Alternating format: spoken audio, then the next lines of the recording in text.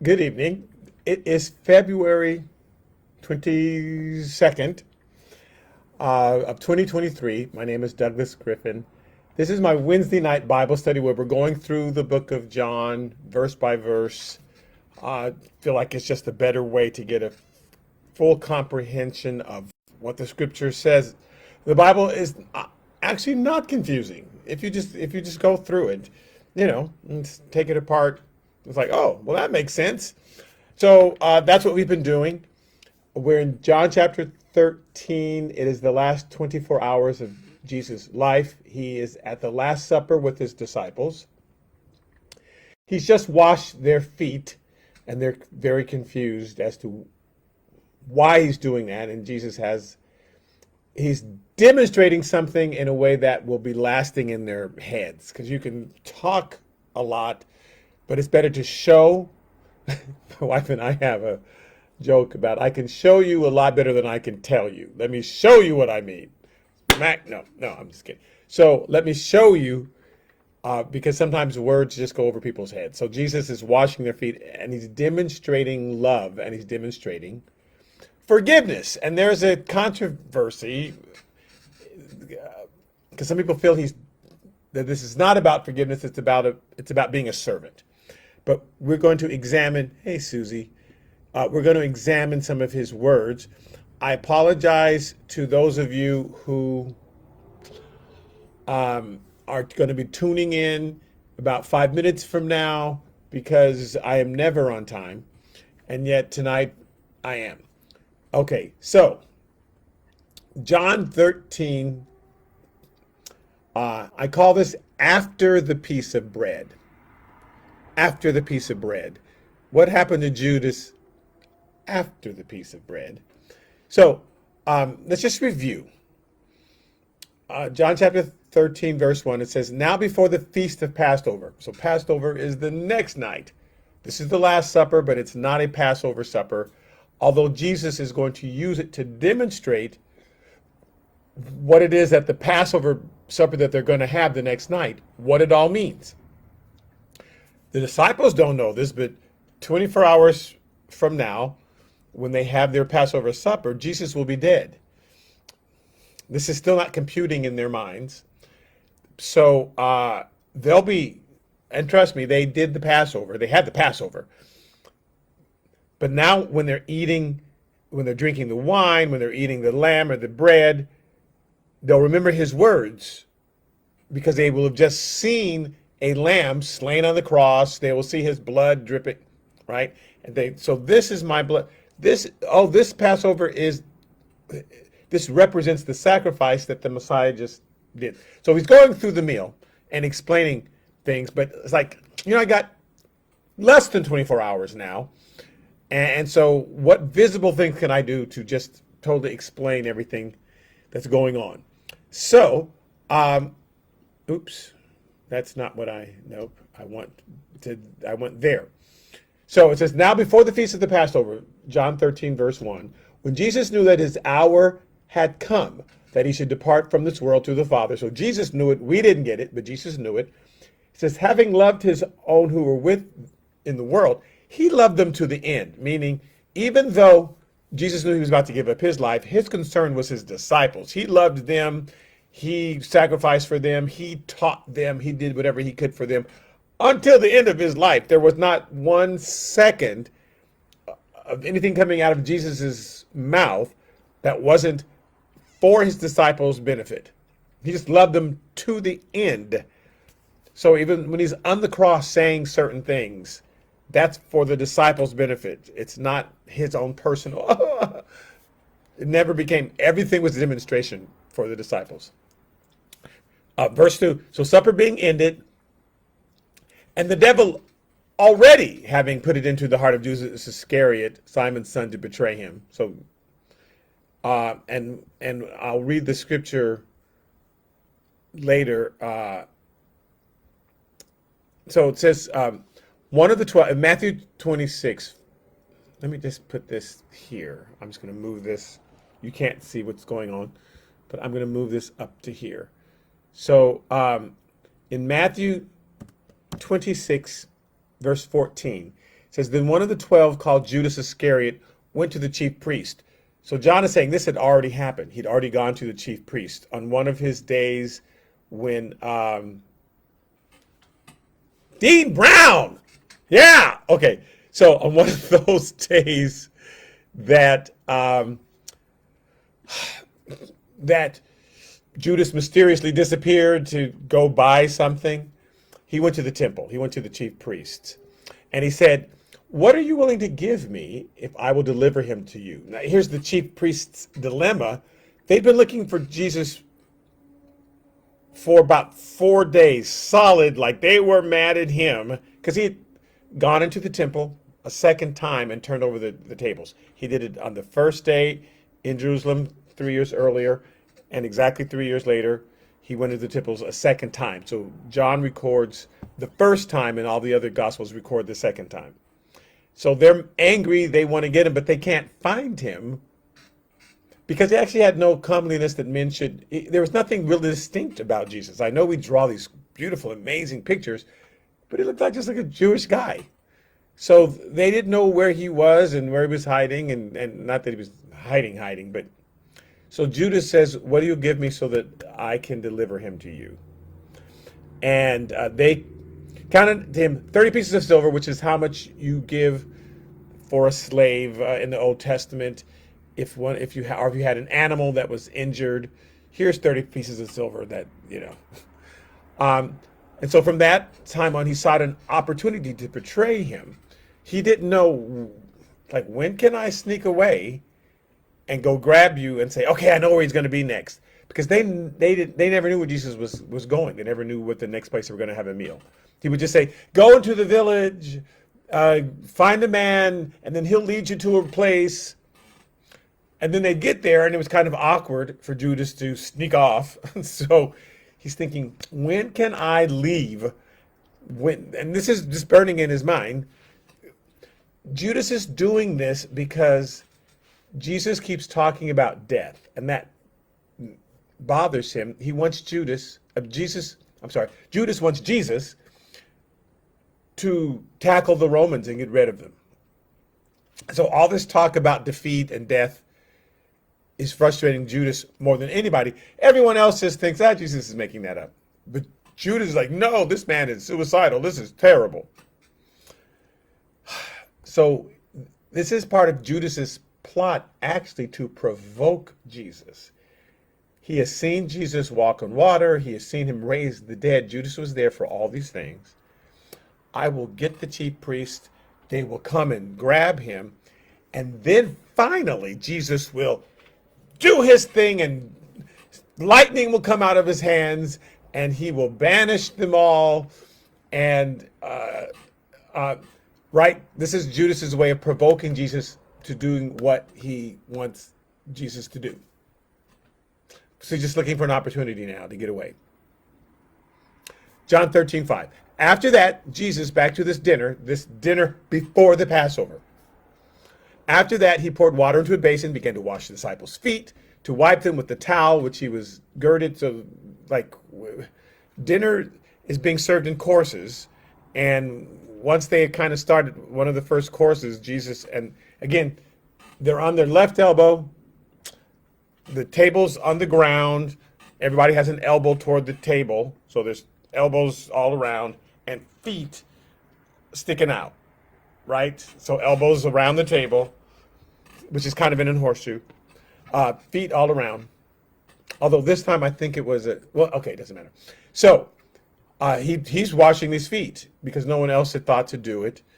In verse 7, Jesus says to Peter, what I am doing you do not understand now, but you will know after this. So they understood he's washing their feet. But what the meaning was, what it was supposed to represent, you'll know later. Because later, you're all going to betray me. You're all going to deny me. In the next 24 hours, you're all going to say, I don't know him. And yet you're going to think, and this man knew what we were going to do and washed our feet. That's love. He should have just yelled at us the whole time. You guys are going to betray me. I hate you. So you don't understand what I'm doing now, but what I'm doing is forgiveness for what you are about to do. I'm not teaching you to be a foot washer. I'm teaching you to be a forgiver of people who wrong you, people who hurt you. You have to let it go. You have to let it go. So Peter says, "Don't wash my feet," and he says, "If I don't wash your feet, you'll have no part of me, because you're going to sit and think I am mad at you. You're going to betray me." He's going to tell Peter in a little bit, "You're going to be the first one to deny me." Judas betrayed him. Peter denies him. And then I'm going to be killed, and that's going to run in your mind. Jesus hates me. He sacrificed his life for me, and the last thing I did was deny him, and you're going to shun me. You'll have no part of me because you know God hates me, and you're just going to drown and wallow. So I have to do this now so that the devil can't talk you into God hates you, because he doesn't. He knows in advance what our sins are going to be, and he died for them in advance. In John 13, verse 10, Jesus says to Peter, "He who is bathed needs only to wash his feet." So you're bathed. Because he says, "Oh, well, this is good for me, wash everything." No, you're already clean. You already have bathed. I've washed you with the water of the word. You're saved. Done. But every so often, you're going to mess up. So you take a shower, you're clean. Now your feet touch the rug, or they touch the tile, or they got in your shoe. Your feet got a little dirty, so you have to wash your feet. But you're clean. And so he who is bathed needs only to wash his feet, but is completely clean. And you are clean, but not all of you. Because there's one person here who doesn't believe, who doesn't understand what I'm doing, who thinks to provoke me, who his last desperate attempt to try to get me to do what he wants instead of understanding that I'm the Lord and he's supposed to do what I want. So you're all with me, one person's not with me. Even though you're going to deny me, it's because out of fear. But you're not going to betray me. So it says, "For he knew who would betray him, therefore he said, you're not all clean." So John says that they didn't get what Jesus was talking about, but John later figured it out. So he says, "So when he washed their feet, taking his garments, he sat down again," verse 12, "and he said to them, 'Do you know what I've done to you? Do you get what I've done?'" If this was just about foot washing, they would go, "You wash your feet, duh." But he's like, "You don't really understand what I've done. You call me teacher and Lord, and you say, well, or for that's what I am. If I then, your Lord and teacher, have washed your feet on the night before you're all going to betray me." And don't forget, you all saw me wash Judas's feet. Now, I told you last time the way they were sitting, they're leaning on their left elbow, they're stretched out on the floor. John's in front of Jesus, Judas is behind him. So these two have the best seats, and Peter is on the other side of the horseshoe, across from Jesus, and he's leaning on his left elbow. I turn around. He's leaning and facing, right, Jesus. John's not facing Jesus. John's in front of Jesus. But Peter's facing him. He's just on the other side of the table. And Jesus washes John's feet. He goes around to Peter. And then he comes back around to Judas. Judas is the last person, and he makes a statement to Judas. Anyway, so if I, then your Lord and teacher, have washed your feet, and you saw me wash Judas's feet, even though I told you he was going to betray me, and yet you saw me wash his feet. Not so I could serve him, but so I could forgive him. It stands for forgiveness. I'm not teaching you. I mean, although we should be servants to one another, of course. That's the attitude we're supposed to have. I'm just saying, Jesus is going to bring up the betrayal, and then he's going to forgive that person and love them and break bread with him. And that's the lesson they have to think about. Wow, he knew Jesus was going to, and yet he still forgave him, right? So that's the lesson they're supposed to take home. So if I, your Lord and teacher, have washed your feet, you also ought to wash one another's feet. So you saw how I forgave Judas. You guys are going to fight, you're going to disagree. You have to have that same sort of love for each other. For I have given you an example that you should do as I've done to you.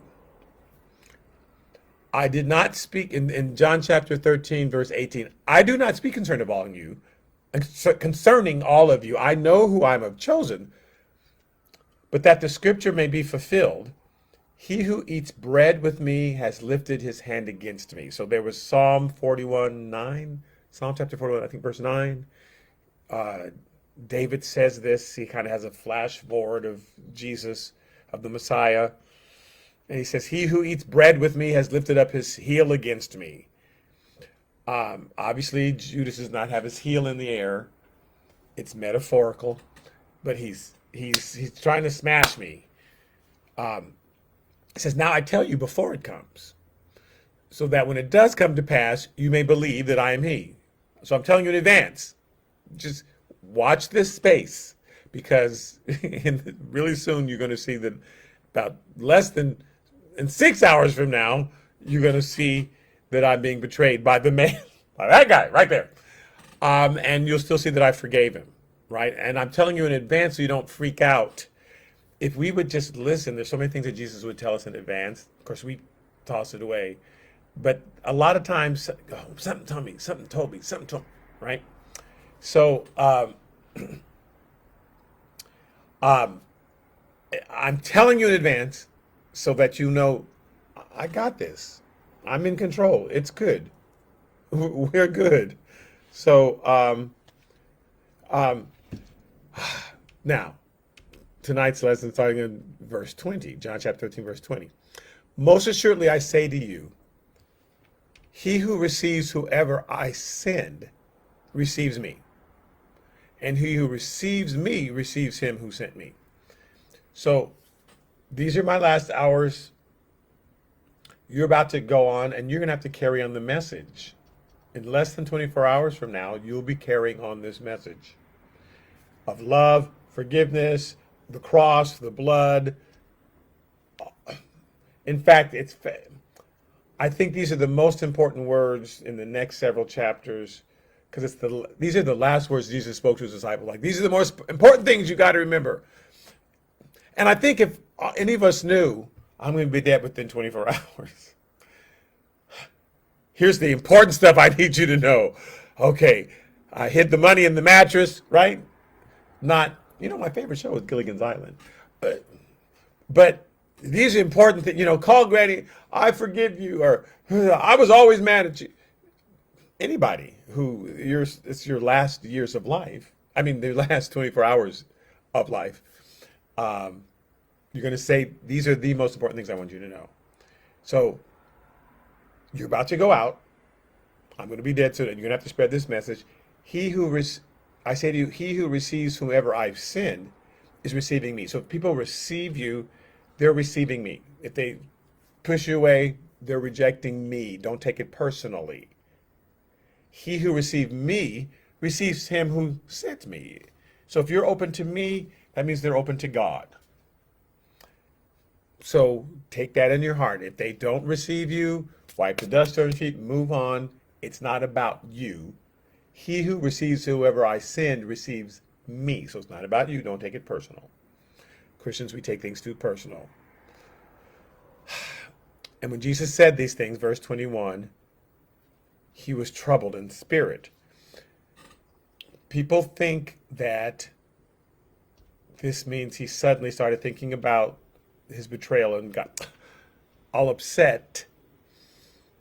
But he told them in the first few days of his time with them, 3.5 years earlier. And I know sometimes I say 3 years, and sometimes I say 3.5 years. The first 6 months were in the Galilee area up north. He came down to Jerusalem 3 years ago. So he'd been up north. He came south to Jerusalem 3 years ago, and he's back in Jerusalem exactly 3 years from his first time in Jerusalem. But he'd actually been with them 3.5 years. And during his first days of gathering them as disciples, he'd already told them, one of you is a devil. One of you is going to betray me. Now, again, they think, Jesus just says some crazy stuff every so often. So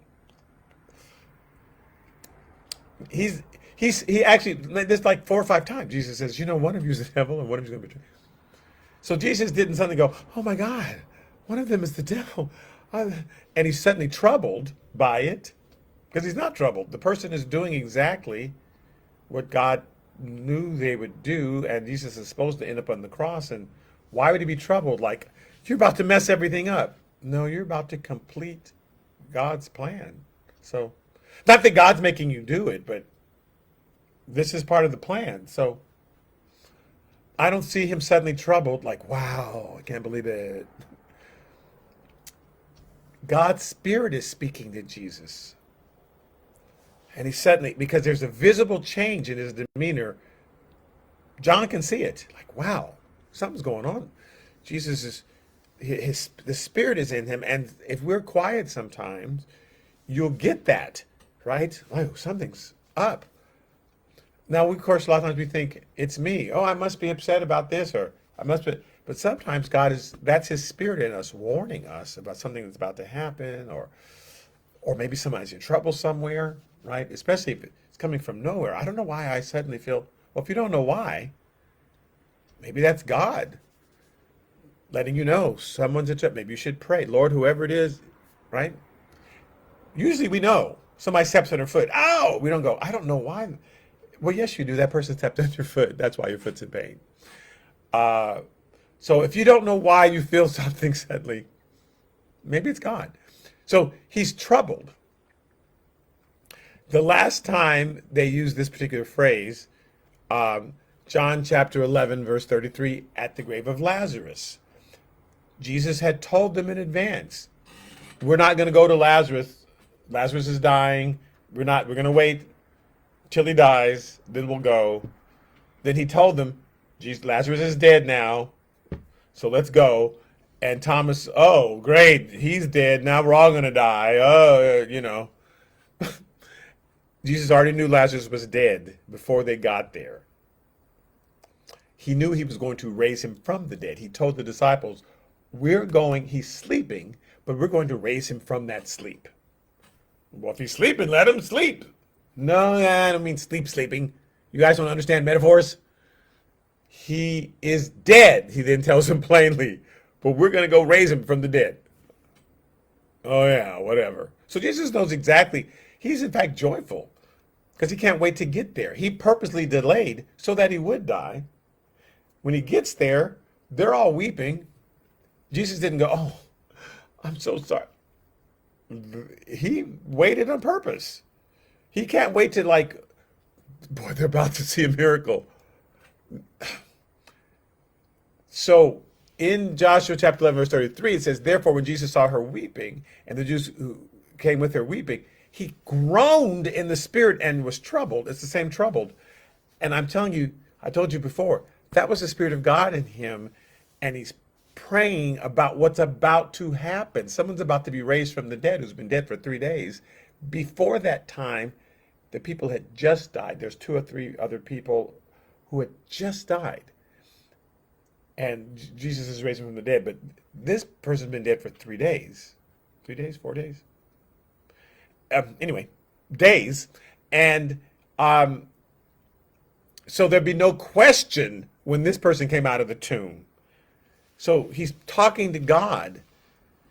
And he says, where have you laid him? And they said, let Lord come and see, because I'm about to raise him from the dead. This is not him suddenly reflecting. People want to say he was suddenly reflecting when Judas was about to do. For 3.5 years, he's been reflecting on it. He's been witnessing to Judas. He's been trying to talk to Judas, talk him out of it, He's not suddenly upset about it because, okay, anyway, enough of that. So he testified and said, most assuredly, I say to you, one of you will betray me. And he could feel the turmoil that's going on in Judas. Judas is right behind Jesus, looking at the back of his head. And he can feel this turmoil going on in Judas behind him because probably Jesus said during this meal, after we eat, we're going to go to the garden and we're going to pray, so eat up because it's going to be a long night. And Judas is, oh my God, that's my opportunity. That's my opportunity. Because he's looking for an opportunity to betray him. Hey, that's my opportunity. Should I do it? Should I not do it? Am I a horrible person? Is this good? Am I doing this for the good of mankind? Or am I crazy? And there's all this turmoil and Jesus is picking it up and he's troubled. Okay, one of you is going to betray me.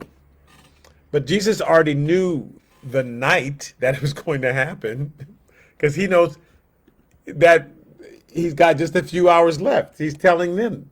So that's John 21, verse 21. Okay. So he testified and said, most surely I say one of you will betray me. John chapter 13, verse 22. Now the disciples looked at one another, perplexed about whom he spoke. Who could he be talking about? And they're asking, well, Andrew looked kind of suspicious. None of them had any idea it was Judas. Well, that Nathaniel, Bartholomew, so they're just guessing. In Matthew chapter 26, verse 22, it says, they were exceedingly sorrowful, and each of them began to say to him, Lord, is it me? I mean, you seem to know all things. You think I'm, and why would you think I would do that? Because they feel accused. Verse 25 of Matthew 26 says, then Judas, who was betraying him, answered and said, Rabbi. Now it says answered as though Jesus asked a question. One of you's going to betray me? And he gives the answer. But he responded. It says answered. He responded and said, Rabbi, is it me? Now he knows he's going through all this in his head. Judas had already gone to the temple. He's looking for an opportunity. Jesus is going to be by himself in the garden, away from all his protectors, just us and the disciples. That's got to be the time. How can I sneak out? What can I do? What excuse can I make? I've got to go get them. Rabbi, is it me? And Jesus said to him, you've said it. Like, I already know. So now Judas is really going crazy. When he said, you said it, does he mean I just spoke my own doom? What am I doing? Should I do it? Should I not do it? He's going crazy. John 13, verse 23 says, now there was leaning in Jesus' bosom one of his disciples whom Jesus loved. So remember, John is on his elbow right in front of Jesus. So he's leaning back, right? He's resting on Jesus' chest. I like that he calls himself the disciple whom Jesus loved. This is how John looked at himself. John wrote this book around 60, 80, 30 years after the death of Jesus. Clearly, he remembered every word. A few things happened to make John believe Jesus really loves me more than the rest of these. And again, some people you just click with. And Jesus had a personality and loved all of his disciples, but he seemed to click with John, who calls himself the disciple of love, who wrote 1st, 2nd, and 3rd epistles of John. And they're all about love one another and love, love, love, love, love. And he really got that message more than anybody else got it. Everybody heard Jesus and took a piece of this and a piece of that, and a piece of that. John heard the greatest commandment is love. A new commandment I give you, love one another as I have loved you. Love, love, love. John really got Jesus and clicked with him. Like Jesus vibed with, you really get me, John. So one of the things that happened to make him know this is John chapter 19, verse 26. It says, when Jesus therefore saw his mother. So Jesus is on the cross. He sees his mother and the disciple whom he loved. John's talking about himself. Standing by, he said to his mother, woman, behold your son.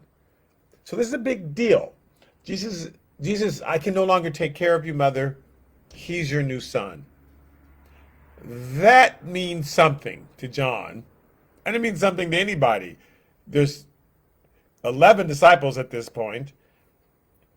John is going to take care of you. If you trust your mother to someone, you trusted John. He's like, oh, this man truly loves me.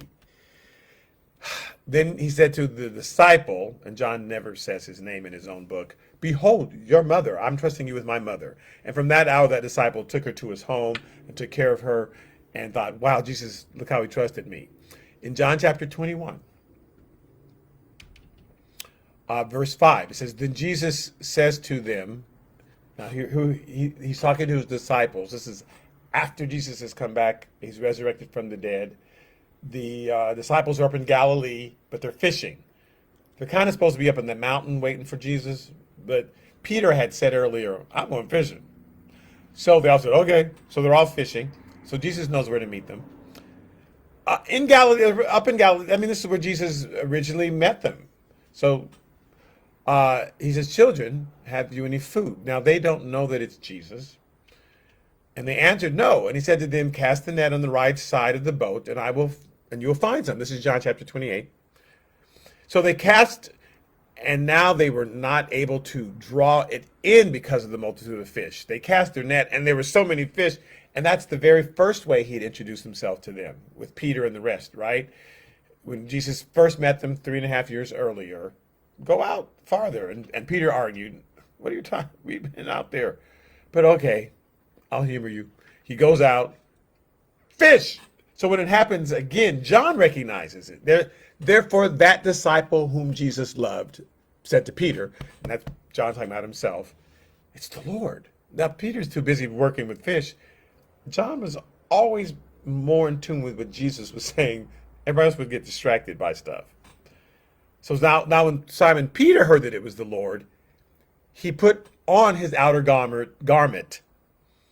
Why everyone else had on clothes, for some reason, Peter just has a towel. Somehow that aided in his fishing. So, for he had removed it, and he jumped in the water. Okay, fine. But John is fixed on Jesus. And John, later on, they're having a fish fry. John is talking to Jesus, and then Jesus is talking to Peter. And Peter's describing, Jesus is describing to Peter, here's the way you're going to die. You're going to be an old man. You're not dying immediately, Peter. You're going to be an old man, and I want you to feed my sheep, and you're going to be. He's telling him all this stuff, and Peter's looking over at John. So in verse 20, John chapter 20, and verse 20 says, "Then Peter, turning around, saw the disciple whom Jesus loved following." And like, why aren't you talking to him? Now again, John's already been taking care of Jesus' mother, so he clearly loves me. So then Peter turned around, saw the disciple whom Jesus loved, following them. Like, why are you listening to our conversation? Who also had leaned on his breast at the supper and had said, "Lord, who is the one who betrays you?" Because, you can tell me personally. And Peter, seeing him, said to Jesus, "But Lord, what about him?" I mean, you're yelling at me to feed your sheep, and you're like, "Why are you yelling at me?" "Because I expect a lot of you, Peter." Jesus said to him, "If I will that he remains until I come, what is that to you? You just follow me." Like, why are you comparing yourself to John? If he lives until I come back. Now, was Jesus saying, was he talking about if John lives for 2,000 years? First of all, John lives for 2,000 years. Okay. In 70 AD, Jesus brought judgment on Jerusalem and all those who had disbelieved. He had earlier told them, when you see the Romans surrounding the city, if you're in the rooftops, flee. If you're in the fields, go. Run through the mountains, because Jerusalem is about to be destroyed. He'd already told them that. And he said, you're going to see the Son of Man coming in judgment. That's Jesus bringing judgment on Jerusalem in 70 AD. All those who did not believe. Many, many, many Jews did believe. But judgment is coming on Jerusalem. So he says, what if he stays if I keep him alive until I come back? And he means 40 more years. What if he's alive 40 more years? Now, Peter doesn't know when this is going to happen, but he's not talking, what if he lives 2,000 more? He's talking about the judgment that's just about to come. He's not saying, what if he lives between 2,000 years? Well, then that's his own story. People will be talking about John a lot more than Jesus. So he wasn't talking about that, but he's just saying, he may stay alive. I'm coming back in judgment, and some of these other disciples, John's own brother was killed shortly thereafter and martyred, and people were attacking them. Why are you worried about everybody else? Peter, don't compare yourself to John. You just do what I say. So, back to the supper. John is saying the disciple who Jesus loved, leaned back on his breast. And so Simon Peter, who's they're opposite. So these are their heads. Their feet are out there. These are their heads. Simon Peter looks at John, right? Motioned to him, ask who it was of him, like ask Jesus, because we're all saying, is it I? Is it I? And they're really saying that to each other. Judas is the one that went up to Jesus because he's just right on his shoulder. Is it me? You've said it. Peter didn't hear that conversation because they're all having their own. John heard it. So, but Peter says to ask him who. Now, let's talk about this Peter-John relationship. How come John gets to sit right in front of Jesus and Peter sitting right across from him? Jesus paired them up, by the way. Jesus is the one that paired up John and Peter from the beginning. They were opposites, and he knew that would be good for them, that they would be good for each other. John needed some pushing because John tended to be more reserved. Peter was the more outgoing one, but he needed somebody to kind of hold his reins. So they were good yin and yang, right, personality-wise. But there's always this little competition going on between Peter and John loved to record it. In John 18, verse 15, it says, Simon Peter followed Jesus. Now this is after the Garden of Gethsemane. The soldiers have shown up, and everybody's run off, including John. John never says it. I stood there and said, ha, don't you dare. When the Roman soldiers showed up, Roman soldiers, not the Roman shoulders, the Roman soldiers showed up. All the disciples backed off, and they took Jesus. And so it says Simon Peter followed Jesus, and so did another disciple. Well, that's John talking about himself. Now, the disciple was known to the high priest, and he went with Jesus into the courtyard of the high priest. So they take Jesus to the high priest to see Caiaphas and Annas, right? And they have apartments across from each other in this huge courtyard. John, he's friends with all of the Pharisees. His family is very wealthy, and so they all know John. Come on in. Peter, it says, stood at the door outside. So they're together, but John's able to go in, and Peter's embarrassed. He doesn't come in because he's embarrassed. He just denied Jesus. Then the other disciple, who's known to the high priest, this is John, humble brag, went out and spoke to her who kept the door. Because they wouldn't let Peter in. It was not that Peter wouldn't go in. He's like, we don't know who you are. So John had to speak to her and kept the door, and then they brought Peter in. I have to just look out for Peter all the time. So John wants everybody to know Peter was only inside because of me. In John chapter 20, verse 2, on Resurrection Day, when the women who were the first ones there to know that Jesus, please let's all be aware that the first people that Jesus appeared to were women. So they're there, they talk to Jesus, they run off to get the other disciples who were in their room sulking. Then she ran and she came to Simon Peter and to the other disciple. Well, that's John. He refuses to always say who he was, but Peter and John were always together, even though John was just horrified at things that Peter did. So, and he went to the other disciple whom Jesus loved and said to them, Peter and John, they have taken away the Lord out of the tomb, and we do not know where they have laid him. So Peter therefore took off, went out, and the other disciple, and were going to the tomb. Like, they've taken away his body, so the two of them are going together. So they both ran together, because now they're trying to see who can get there the fastest, because there's just some sort of competition always, psychological competition between the two. So they ran together, and the other disciple outran Peter and came to the tomb first. So he wants you to know, I got there first. Just need you to know. Because Peter had told the story to Mark, and Peter didn't mention it. So if you read Mark's gospel, there's no mention in there that John got there first. But I got there first. And he, this disciple, but he's talking about himself, stooping down and looking in, saw the linen cloths lying there, yet he did not go in. So I saw the linen, I got there first, I saw the linen cloth first. Just need you to know. Then Simon Peter came, following him, and he just went into the tomb, And he saw the linen cloths lying there, but he didn't even. He just went on into this dead man's tomb. So John's just thinking, what's that about? We didn't need to go in. We could see he wasn't there. Okay. Anyway, so John's right in front of Jesus. Peter's right across from him.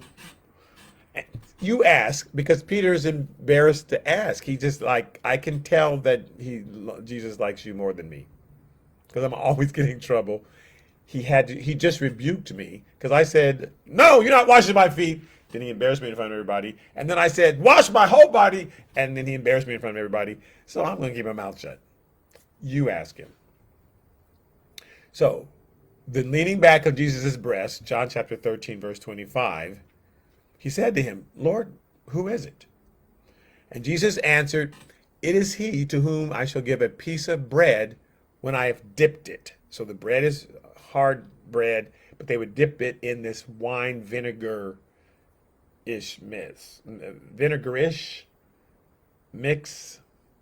It's vinegary wine, right? To soften the bread. Now, that was going to be whoever I dip bread with, it's a gesture of love. In Ruth chapter 2, verse 14, it says, now Boaz says to Ruth at mealtime, and Ruth is out working in the field. She doesn't know Boaz that much. She's eventually going to end up married to Boaz. But she's a Moabitist. She's from another country. And I'm just lucky to be here. She's with Naomi. Naomi's her mother-in-law, but remember the son, her husband died. So now Ruth is a widow at a young age. So she's working for Boaz. Boaz says to her at mealtime, come here and eat of the bread and dip your piece of bread in the vinegar, in the wine. Because he likes her. And that's it, like, I want to break bread with you. So she sat beside the reapers at mealtime, all the rest of them, and he passed parched grain to her, the bread, and she ate and was satisfied and even kept some back. So it's a gesture. Now, it's not about love, I want to marry you, but because Jacob broke bread with his new father-in-law. It's a way of coveting it with somebody when you break bread with them. So who's gonna betray you? He asks. It's the person I'm gonna actually dip bread with. And he's saying this just to John. In Matthew 26:24, he turns to Judas. Well, he says this to everybody, but he's about to hand Judas the bread, right? Thanks, John. I'm going to pass it to him, and he's going to pass it around. He says, the Son of Man indeed goes, just as it is written of him. He goes. He's saying he's going into death, just as it's written of him. I'm about to do the very thing that's been written. I'm going to the cross. But woe to that man by whom the Son of Man is betrayed. I feel sorry. Do not let us forget all this turmoil that Judas is going through. This man is taking care of me, but he's not doing right. I've got to force him to do what's right. But is this the time? He says, woe to that man. You don't know what you're about to do because you're going to be so torn. You're going to kill yourself. Woe to that man. It's not some punishment that Jesus or God is bringing on Judas. It's the punishment he's going to bring on himself. He's going to murder himself because he's going to feel so bad. It would have been good for that man if he'd not even been born than to murder yourself. That much anguish, that much pain, for you to be in that kind of pain. Whoa, right? Oh, man. John chapter 13, verse 26. And having dipped the bread in the wine, he gave it to Judas Iscariot, the son of Simon. And he wants you to know exactly who it was. So John heard him say, it's going to be the person I dipped the bread in. You, Judas. which is this lovely gesture, right? And here's what he says as he does it. In Luke chapter 22, verse 19, it says, and he took bread, and he gave thanks, and he broke it, and he gave it to them. Now, first he breaks it, and he dips and gives it to Judas, and then he passes it out to the rest of them. So this is what he says as he goes to Judas first. This is my body, which is given for you. So who's the person he's handing the bread to first? Judas. This is my body, which is given for you. Do this, what you're doing now, in remembrance of me. He's saying that to everybody, but he's saying, Judas, think about what you're doing. I'm about to give my life for you, and you're betraying me. So what you're about to do, remember, do this in remembrance of me. Remember what you're doing. Right? Remember it. Now, the rest of them, in the future, you remember what I did for you. Judas, you need to remember what I'm doing for you, what I'm about to do for you. And this is his last plea. Now, I call this, what did I call it? Like, what happened after the bread? What did I call it? After the piece of bread. Yeah. So this is breaking Judas's heart. And you have a choice when you're hurt, either to just stay hurt and let it heal, or to become angry. Anger is the Band-Aid we put on hurt, because we're hurt by something and then we don't want to feel that hurt, so then it turns to anger. So a lot of time when you're really angry, we need to just check ourselves and say, what are we hurt about? Because our anger doesn't solve the hurt. Instead of being angry, let me just admit what I'm hurt about and let that heal, let that wound breathe. Don't put anger on top of it and can't breathe. So he has a choice there to either say, I'm so sorry, or I repent, or here's what I don't understand, Jesus, why you're doing these things, or just to get angry. But this is the turning point.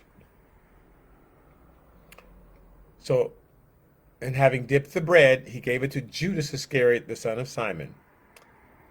This is my body broken for you. Do this in remembrance of me. In verse 27 says, and now after the piece of bread, Satan entered him. So he made that choice for anger. And John, who's watching, because he heard Jesus say, watch who I hand it to, he's looking at Judas's face. Him? That guy? He's going to betray? And he sees the death. So he says, after the piece of bread, Satan entered him. I could just see him harden and become furious. Look what this position you're putting me in, Jesus. I have to do this, and you're making me do this. If you would just do what was right, I'm so mad. And he's just furious. He could see the devil enter in him. Then Jesus said to him, okay, what you do quickly. Don't spread all this anger all over us. If Satan entered into, and that's period, the very next sentence says, so Jesus says, what you do quickly then. Go. Because I can, John and I both see the choice you made. I already knew the choice you were going to make, but I still have to love you to the end and give you the choice and wash your feet and dip bread with you to show you how much I love you. I have to do all these things. And so, but I can see that just turned to stone, that sun shone on your heart and it turned the clay to stone instead of melting your heart of wax. It hardened you, just like Pharaoh was hardened and sealed his own doom, and he drowned in the Red Sea. I can see that's happening to you, so go quickly. It says, but no one at the table knew, or what reason he said this to him, like, go quickly. And even John doesn't know, go where. He's going to betray you. No one has gotten, Jesus is dying in less than 24 hours. But I guess this guy's going to go betray him, but I don't know where he's going. For some thought, because Judas had the money box, that Jesus said to him, buy those things we need for the feast, or that we should give something to the poor. Like, okay, he's going to take some money, and he's going to go do something. Like, I don't know why he's leaving the feast. But he says, having received a piece of bread, verse 30, he then went out immediately, and it was night. John was just the scribe. The bread killed him. This is my body. I'm breaking my body from you. I'm sacrificing my body for you. What are you going to do? You can either receive it or reject it. And that's just a choice everybody's going to have to make. What are you going to do with Jesus? After the bread, after the body, what are you going to do? You receive the forgiveness or let that anger you? How dare you think I need forgiveness? How dare you? I don't need forgiveness. I don't even believe in God. Is his grace going to harden you? Or is the story about the blood melting you? That love, like, oh my God, this is love, and love's incredible. Or you don't need to die for me. Because that's what Judas is. There's no death. That's crazy. So are we going to go out and just go into darkness? Or are you going to stay in the light? All right, I'm ending there. Thank all of you who are nice enough to write comments, but you don't have to write. I know you're out there listening, and I really appreciate it. So I hope you're able to get something out of tonight's lesson. On Sunday, I'm teaching Book of Exodus. And Sunday also I'll be preaching a sermon in the book out of 1 Samuel chapter 13. I think I'm in chapter 13. All right, again, thank you so much for listening in, and I'll see the rest of you. Hey, Randy Terry. Hey, you guys. I'll see the rest of you next week. All right, bye-bye.